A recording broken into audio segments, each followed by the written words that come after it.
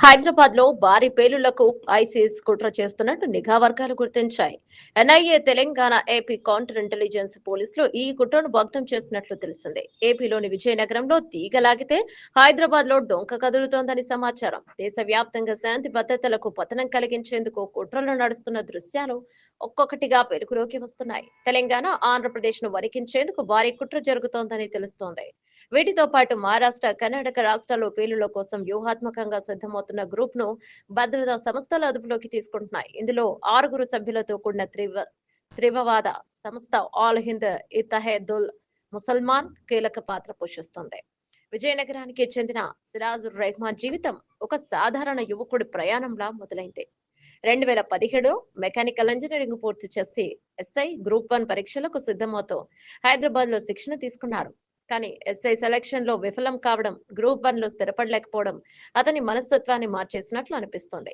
ఆ మధ్య కాలంలో 108 అంబులెన్స్ సర్వీస్ లో టెలికాలర్ గా పనిచేస్తూ బోయగూడకు చెందిన సయ్యద్ సమీర్ అనే వ్యక్తితో పరిచయం ఏర్పడితే అదే అతని జీవితాన్ని ఎడారిలోకి నెట్టిన మొదటి అడుగయ్యింది. సమీర్ ద్వారా వరంగల్ కు చెందిన ఫరహాన్ మోయిన్, యూపీకి చెందిన బాదర్ వంటి మిగతా తీవ్రవాదులతో పరిచయం అయ్యాడు.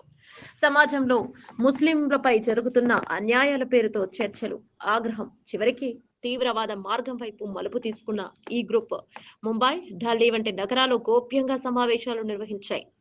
ఒమాన్లోని హైదరాబాద్ వాసి ఇమ్రాన్ అక్రమ్ మార్గదర్శకత్వంలో పేలుడు పదార్థాల కొనుగోలు, వాటిని ఉపయోగించి ఐఈడీ బాంబులు తయారు చేయడం మొదలైంది. ఈ బాంబులను జనసంచారం ఎక్కువగా ఉన్న ప్రాంతాల్లో పేల్చాలని, ముందు డమ్మీ బ్లాస్ట్ నిర్వహించాలని కూడా ప్రణాళిక రూపొందించారు. ఈ కుట్రకు సాంకేతిక ప్లాట్ఫామ్లు కూడా నిలయాలుగా మారాయి. సిగ్నల్ వంటి షాడో కమ్యూనికేషన్ యాప్లలో తరచూ మాట్లాడుతూ అబూ ముసబ్ అనే విదేశీ మూడ్ గార్డ్ సూచనలతో ముందుకెళ్లారు. జిహాదీ చర్యల్లో భాగంగా అవసరమైతే ప్రాణత్యాగం చేయాలన్న నిబద్ధతకు సిరాజ్ సమీర్ అంగీకరించారు. ఈ ఘోర కుట్ర వ్యూహం గట్టిగానే మెలిగింది.